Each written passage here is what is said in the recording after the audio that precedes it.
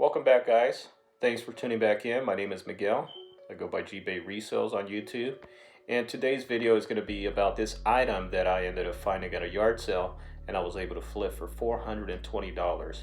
Alright guys, so this item that I ended up selling on eBay is actually a vintage Nikon FE2 SLR camera that is pretty sought after because it was one of the top SLR cameras of its time. The way I got this camera is I was picking up my daughter from school and we happened to pass by a random yard sale. The yard sale had just household items, and actually underneath a little table I noticed a camera bag. It looked like a pretty large camera bag, so I figured it would have a lot of accessories in there if it was complete. And the lady that was hosting the yard sale wanted $90, and the complete set was the FE2 Nikon 35mm camera plus 3 lenses. And $90 was a good price, but I was trying to lower the price and she just wasn't budging. So actually I left that yard sale, and I was actually planning on stopping by the following day. The next day came around and I ended up stopping at the same yard sale. The same lady wasn't there. This time it was a guy. So I ended up actually inspecting the camera very good this time. So knowing that it wasn't the same lady, I figured I might try to lower my offer once again with this guy. I ended up shooting him an offer of $70. He said that he would call the person that actually owned the camera. So he did, and he called him while I was inspecting the other items. The lady accepted the offer. So this was like the last day that they were hosting that yard sale.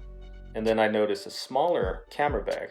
That camera bag actually had, I believe it was 2 vintage Kodak lenses. Okay, so after everything was said and done, I ended up getting the Nikon kit and the Kodak lenses for $75. And the first thing to actually sell were the vintage Kodak lenses, and those lenses also came with filters. And I'll be able to show you guys right here the price that I ended up selling those items for. So after all, I ended up making a pretty large profit of the out of this yard sale purchase. So what was included in this kit was the Nikon FE2 35mm SLR camera, which also included 3 lenses. One was a 50mm 1.8.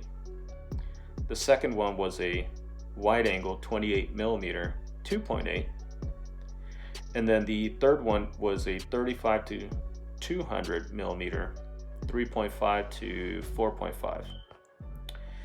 And the reason I was able to get top dollar for this was because I kept the kit complete, which also included the flash, which was an original Nikon SB16, and it also included filters and a light meter, a vintage light meter, as well as the booklets and some photography tutorial books or manuals with it.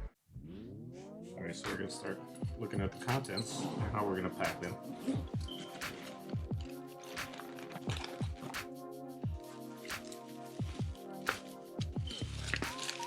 Just make them a little bit more secure.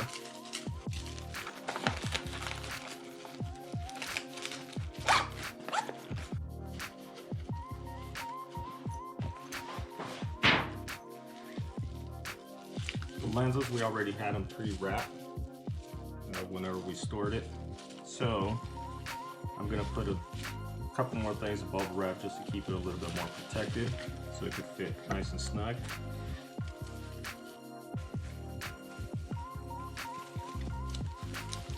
So it'll have 2 layers of bubble wrap.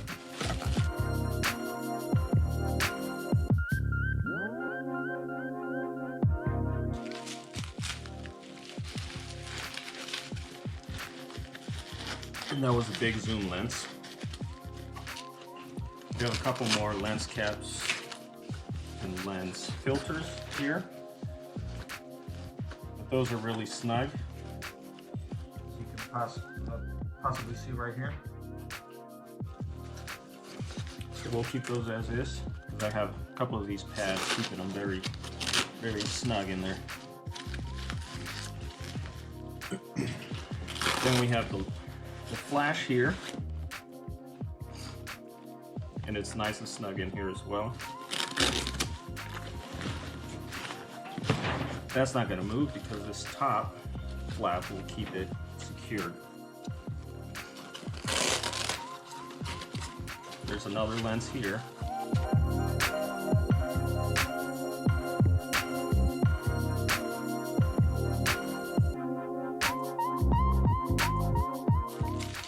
This is going to be really secure here.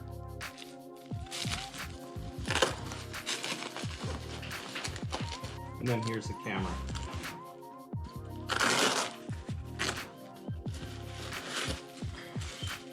So this already has a couple layers of bubble wrap. And it could potentially be sent out like this already as it is. But I'm going to put about another layer over all this.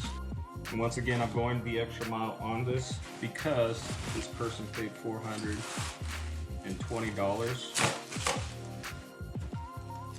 for this item, which is not including the taxes. So overall, I believe they paid $456. Hi, Daddy. Hi, puppy. I'm packing Why are you packing?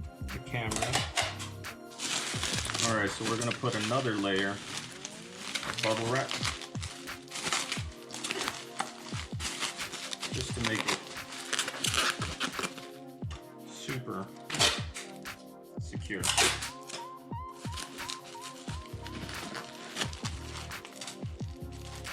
Although it's going to LA, which is about an hour and a half away, we want to make sure it gets there secure.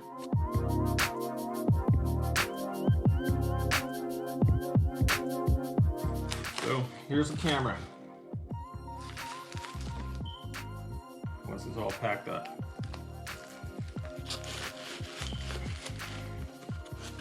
So now it fits super snug in here.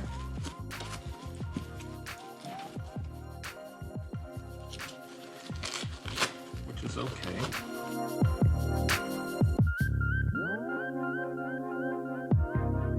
We're going to use some bubble to fill in this dead space.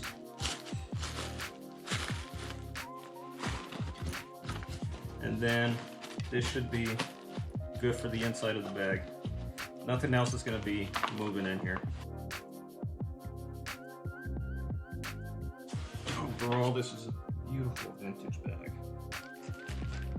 Still in excellent condition. The bag also came with a waterproof cover, which is in here.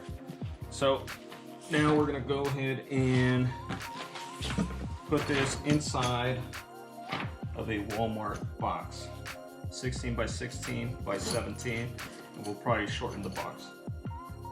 Now, one of the things that I would highly recommend for you guys to start using is a glue gun whenever you're packing heavy items, because this is going to seal the bottom very tight, and the chances of it splitting open because of the heavy weight will be reduced greatly. Alright, so now that the heat gun has warmed up, now we're going to apply the glue onto the box. This is going to be the bottom. So what I'm going to do, I'm going to end up doing one side first, show you guys how I end up doing.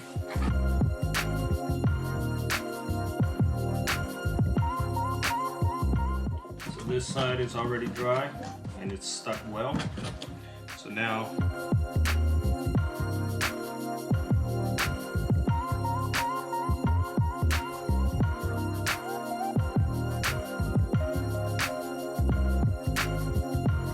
this is how we're going to fit the bag. It's going to be going diagonal. I'll probably put some void fill in here. But what I'm going to also do is I'm going to reduce this side actually the sides, by about 4 inches. And that's going to be done using this box resizer tool. If you don't have one, you can buy it on Amazon for about 13 bucks. So I'll measure.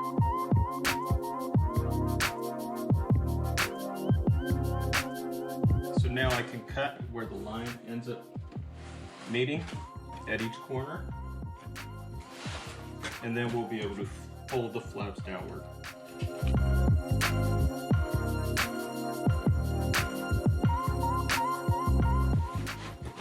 We'll give it a shake. It still moves in there, so we're going to be using some fill. See how it gives about maybe an inch. It's okay though. Before packing the box inside, I'm going to make sure to actually tape up the sides of the bottom first, just to make it easier. Okay, so this is how it is now taped from the bottom. So double tape on both sides. Got some tape going across each of the flaps, and then one single one going straight across. Now I put the bag inside of 2 clear bags, just to prevent any dust from getting on the canvas.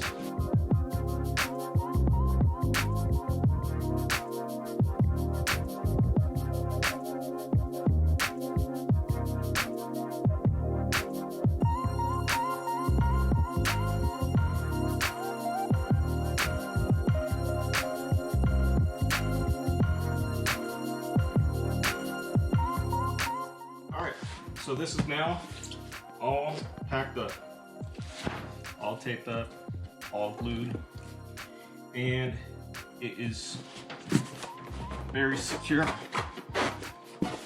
Can't even feel it move inside no more, so it's all nice and tight and snug in there. So because this box is too big to actually lay down on the scale, I ended up using another box. I zeroed it in with the weight of that box. Now we can see that this box weighs 14 pounds and 10 ounces. So I might round that up to a couple more ounces. So now it's gonna be 16 by 16 by 13. This package is gonna be going to LA, which is about an hour and a half away from me, and weighing at 14 pounds, 15 ounces, 16 by 16 by 13. I'm actually gonna send it priority mail because the post office is closer to me. FedEx will take me about 20 minutes to get there, 20 minutes back, so that's going to be 40-minute drive. So obviously saving $3 is not going to be the best option for me. If I would have not resized the box, it would have cost me $3 more, so it's worth the hassle. We'll be adding the required signature, which is going to be $2.65. and the USPS insurance, just in case this package gets damaged on the way there. I am covered, and it's going to bring the total to $26.56.